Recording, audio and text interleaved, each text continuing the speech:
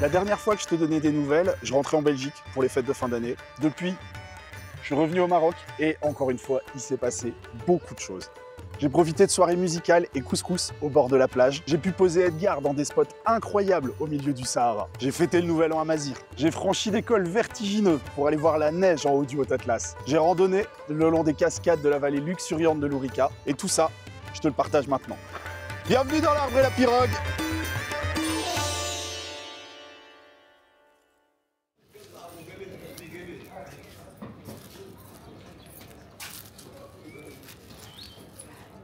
À seulement quelques kilomètres au nord du port, Anza est la banlieue pauvre d'Agadir. Dans cet ancien village de pêcheurs, le délabrement contraste avec les façades resplendissantes de la station balnéaire toute proche.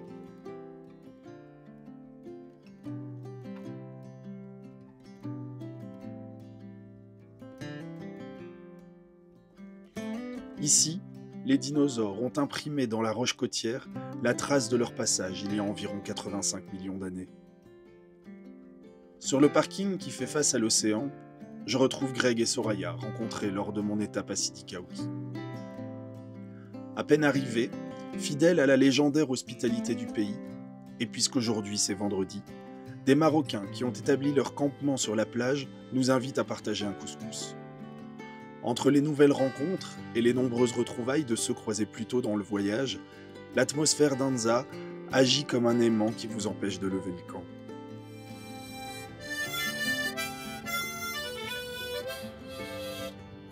Bravo! Pas sans se dire adieu.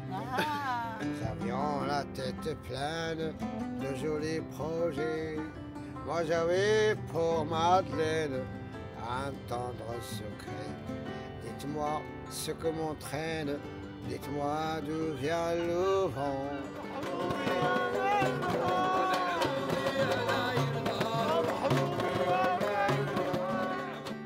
On s'y sent tellement bien qu'avant de partir, on se mobilise avec les voisins, voyageurs et locaux, pour nettoyer la plage des tonnes de déchets qui souillent trop souvent la côte marocaine.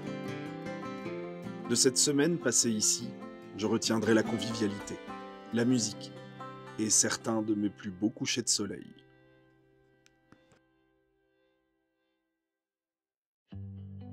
En quittant Anza, je m'éloigne définitivement de l'Atlantique que je longe depuis près de 2 mois. De ces plages, parfois surfréquentées par les surfeurs du monde entier. Après une brève étape à Taroudan, je traverse les montagnes de l'Anti-Atlas du nord au sud pour atteindre le Sahara. Dorénavant, c'est un autre Maroc qui s'offre à moi. Celui de la culture berbère, des dromadaires en liberté, du désert et des oasis. Celui des spots en solitaire, celui des nuits étoilées. J'ai dévié de la route principale, je me suis engagé sur une piste pour trouver un spot pour la nuit. Je pense que j'ai trouvé. Je suis trop bien. Je suis au milieu des acacias, ça donne un petit côté savane, entouré de montagnes. Le calme est absolu. Je pense que la nuit va être incroyable aussi.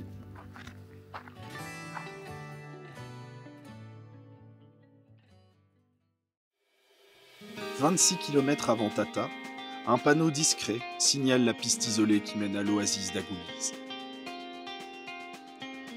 Posé au pied de la mosquée, en bordure de la Palmeraie, bien qu'au cœur du village, je suis instantanément saisi par la tranquillité réconfortante des lieux et envahi d'un sentiment de sérénité. Pendant de longues minutes, je tends l'oreille vers ce silence qui ne se brisera qu'à l'heure de l'appel de la prière.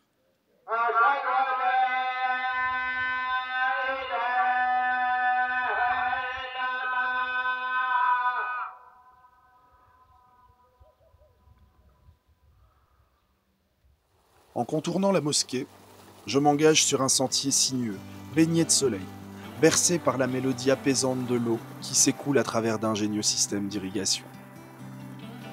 Plus loin, le chemin s'élève et s'accroche aux parois des falaises qui se dressent, tandis que dans mon dos, la vallée profonde se dessine. Au sommet, les gorges sont comme des entailles profondes dans la surface de la terre, à l'entrée desquelles des sculptures de pierre colossales montent la garde.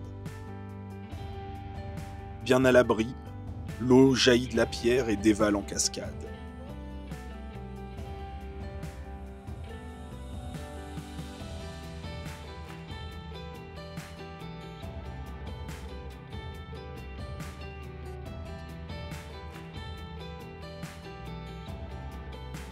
Dans cette grotte, la nature a déployé un chef-d'œuvre splendide et intact.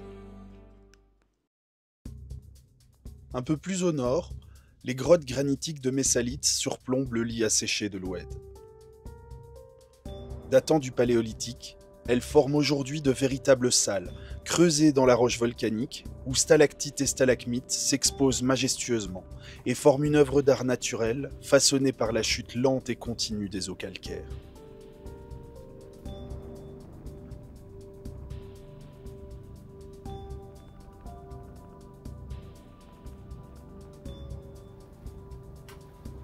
Je déambule dans ces tunnels envoûtants, dont certains s'enfoncent dans l'obscurité sur des kilomètres, tandis que d'autres s'ouvrent sur des cavités aux formes surprenantes. Sur les plafonds, les traces noires de suie suggèrent une occupation humaine passée et évoquent des temps anciens où l'homme côtoyait ces mystérieuses profondeurs.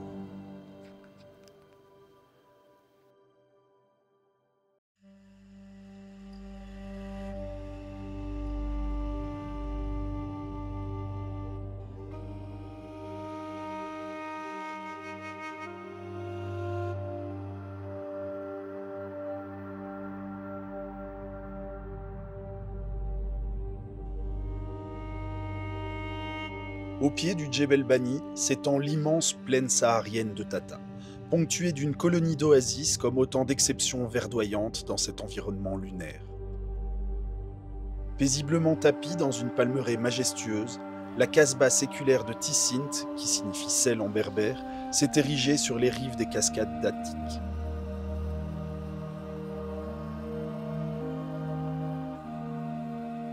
À l'ombre des dattiers, les cascades alimentent la palmeraie et se déversent sur des barres rocheuses formant des vasques et piscines naturelles, prisées pour les vertus salvatrices de leurs eaux salées.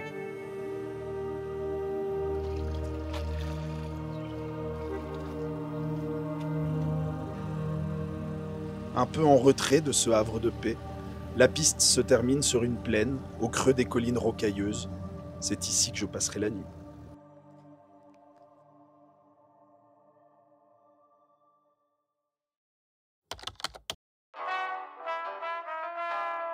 Aujourd'hui débute l'an 2975 du calendrier berbère, et j'ai malheureusement manqué les festivités traditionnelles du Nouvel An amazigh.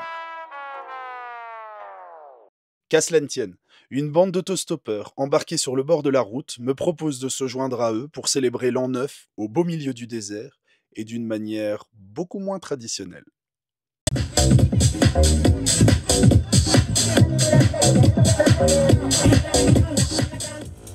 Après 3 jours de fêtes surréalistes au milieu de nulle part, je reprends la route, cette fois vers le nord.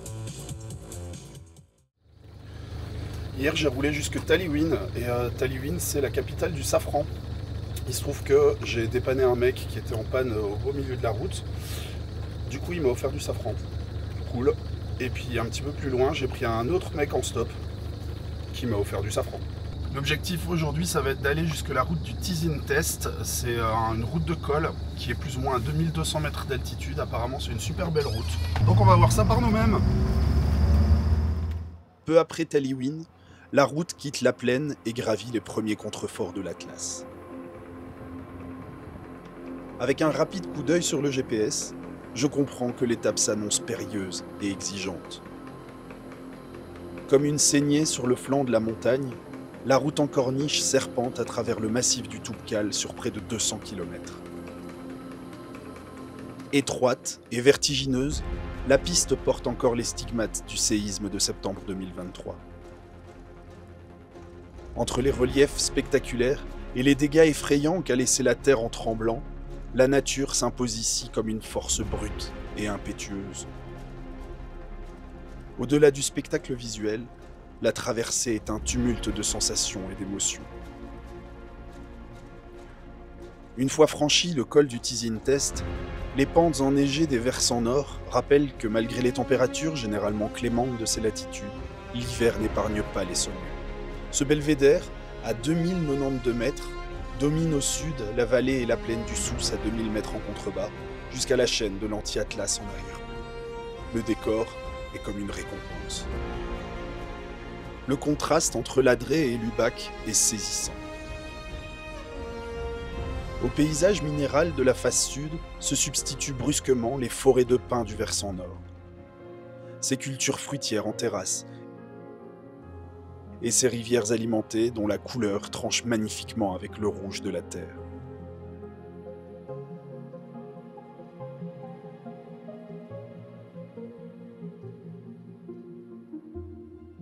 C'est dans ce décor de carte postale que je passerai la nuit.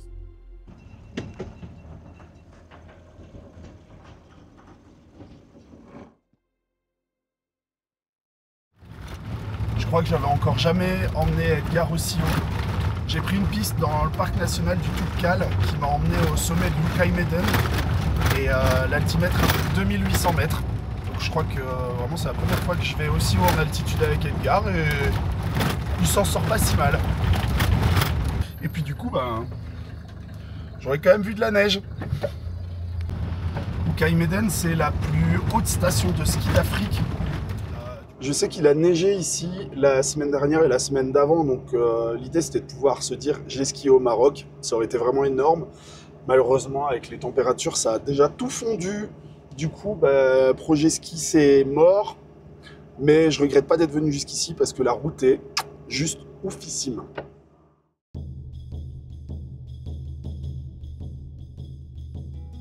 Au sommet de Loukay-Méden, les montagnes marocaines prennent encore un nouveau visage.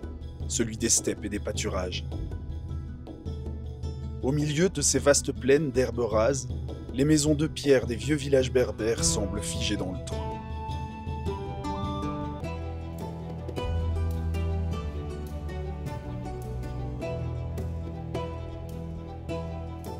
Au bout de la route, le reflet parfait de l'horizon sur les eaux paisibles d'un lac viendront sublimer ce panorama digne d'un tableau pastoral. À l'est d'Loukay-Méden et à seulement 1h30 au sud de Marrakech, la vallée de l'Ourika suit les méandres de la rivière du même nom. Sur des kilomètres, ces berges sont parsemées de restaurants colorés où l'on mange les pieds dans l'eau. Si en été, l'Ourika offre une échappatoire salvatrice à la chaleur écrasante, la rivière dévoile également ses charmes l'hiver, lorsque les sommets enneigés tutoient ses eaux glacées qui scintillent sous le soleil brumal. La route s'arrête à Seti Fatma.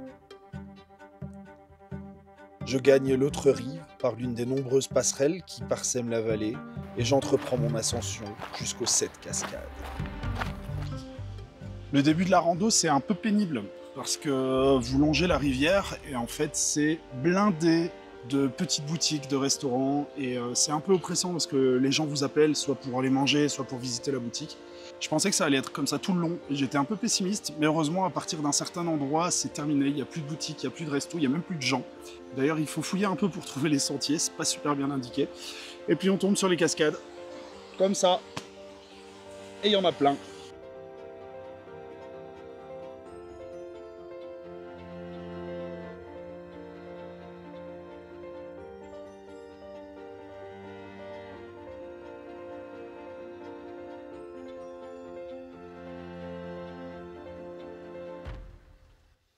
La randonnée me laisse songeur et je dresse un premier bilan.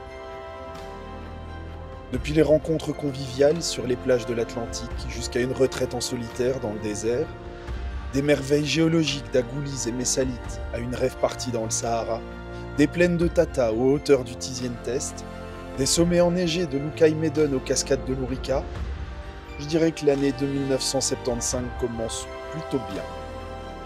Et pour la suite, direction Marrakech pour récupérer les copains. Dans quelques jours, Edgar et moi, on reçoit du monde.